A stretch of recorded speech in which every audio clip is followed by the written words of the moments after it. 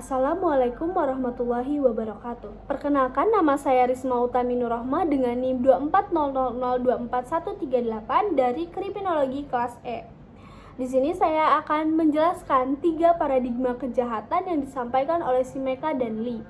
Simeka dan Lee memaparkan bahwa 3 perspektif dan paradigma tentang hubungan hukum dan organisasi kemasyarakatan ada 3, yaitu konsensus, pluralis, dan juga konflik. 3 perspektif ini merupakan suatu keseimbangan yang bergerak dari konservatif menuju liberal dan akhirnya ke sebuah perspektif yang radikal. Selain itu, telaah kriminologi terdapat 3 paradigma utama yang masing-masing mengembangkan model analisa dan metode penelitian tentang gejala kejahatan. Ketiga paradigma tersebut adalah paradigma positivisme, interaksionisme, dan sosialis. Masing-masing paradigma tersebut berkembang melalui perspektif masing-masing yang satu sama lain berbeda. Selanjutnya, perspektif konsensus beranjak dari nilai-nilai yang hidup di tengah-tengah masyarakat pada saat itu, tepatnya di Amerika Serikat. Praduga dasar dari perspektif ini adalah masyarakat yang dianggap relatif stabil dan terintegrasi dengan baik. Struktur sosial dilandas oleh kesepakatan atas nilai-nilai. Yang pertama, hukum adalah kehendak masyarakat. Yang kedua, hukum memberi layanan yang adil. Dan yang ketiga, suatu pelanggaran hukum mencerminkan atau adanya keunikan gitu loh dari sebuah kesalahan. Dalam perspektif ini, hukum dianggap sebagai kesepakatan umum yang dianut oleh masyarakat dan pelaku kejahatannya adalah yang melanggar kesepakatan umum tersebut. Nah, pasangan dari perspektif konsensus adalah paradigma positifis yang menekankan ketertiban kehidupan sosial dan kejahatan sebagai hasil dari hubungan yang suatu sebab akibat yang kemudian menimbulkan hukum alam yang mengatur tingkah laku manusia. Hubungan sebab akibat ini dapat diketahui melalui suatu penelitian dengan metode ilmiah. Dengan mengetahui dan memahami tingkah laku pelaku kejahatan, tingkah laku kejahatan dapat diprediksi dan pelaku kejahatan dapat dibina.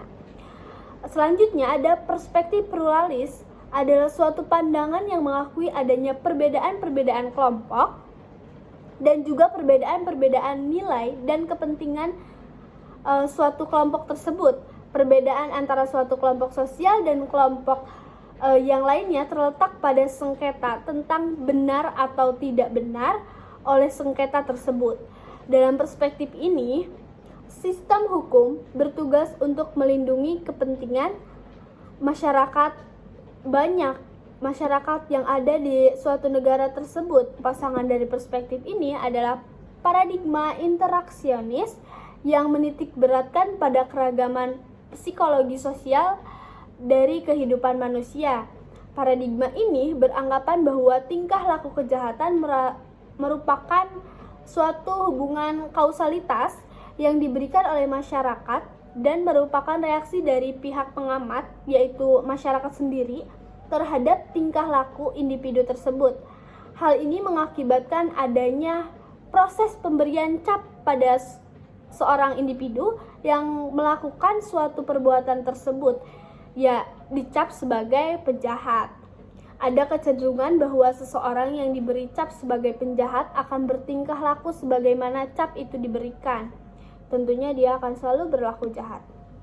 Sama halnya dengan perspektif pluralis, perspektif konflik juga mengakui adanya perbedaan-perbedaan dalam suatu struktur sosial yang ada di masyarakat, akan tetapi perbedaan-perbedaan tersebut memunculkan suatu konflik kekuasaan.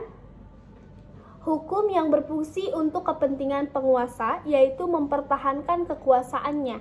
Dalam perspektif ini, hukum bergerak dari adanya daya kekuasaan,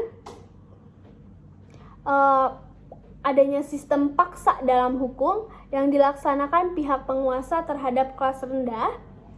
Penjahat dianggap sebagai orang atau kelompok yang melakukan suatu tingkah laku yang bertentangan dengan kehendak kepentingan penguasa tersebut. Paradigma yang berpasangan dengan perspektif ini adalah paradigma sosialis.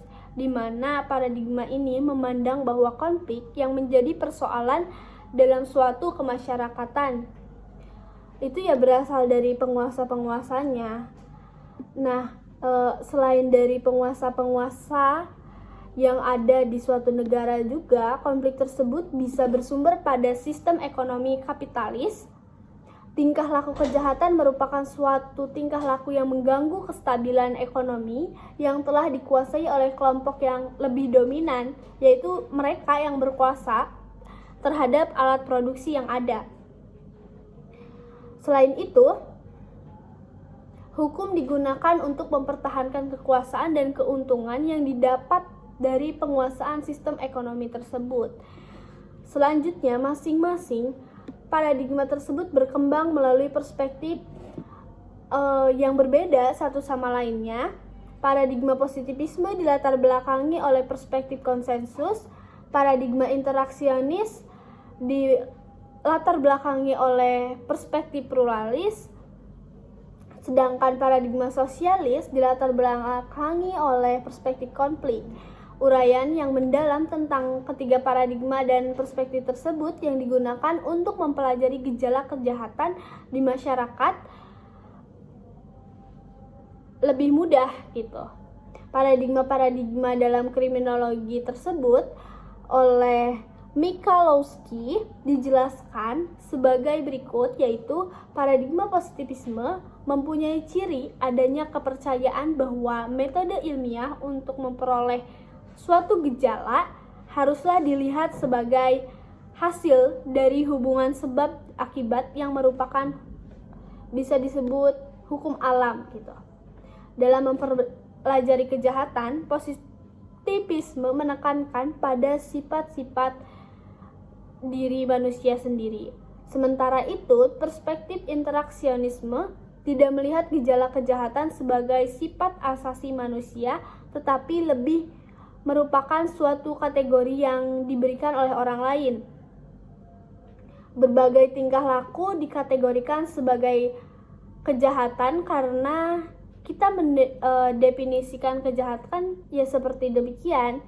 Paradigma sosialis melihat kejahatan sebagai tingkah laku yang didefinisikan dan diberlakukan oleh kelompok yang mempunyai kekuasaan dominan sebagai tingkah laku yang membahayakan kepentingan yang tadi akibatnya ketidakstabilan ekonomi. Dan ya kestabilan ekonomi tersebutlah yang memunculkan kejahatan-kejahatan. Seperti halnya yang sering terjadi di Indonesia, kejahatan pasti selalu berawal dari kesulitan ekonomi. Seperti pencurian, pembunuhan, itu rata-rata berawal dari masalah ekonomi. Entah pencurian sulit makan lah, karena sulit makan, atau bahkan pembunuhan yang berawal dari masalah utang piutang. Mungkin demikian yang dapat saya sampaikan, kurang dan lebihnya mohon dimaafkan. Penjelasan ini ditujukan untuk memenuhi tugas kriminologi dari dosen kami, yaitu Ibu Kurniasari Dewi. Terima kasih atas tugasnya. Sekian dan terima kasih. Wassalamualaikum warahmatullahi wabarakatuh.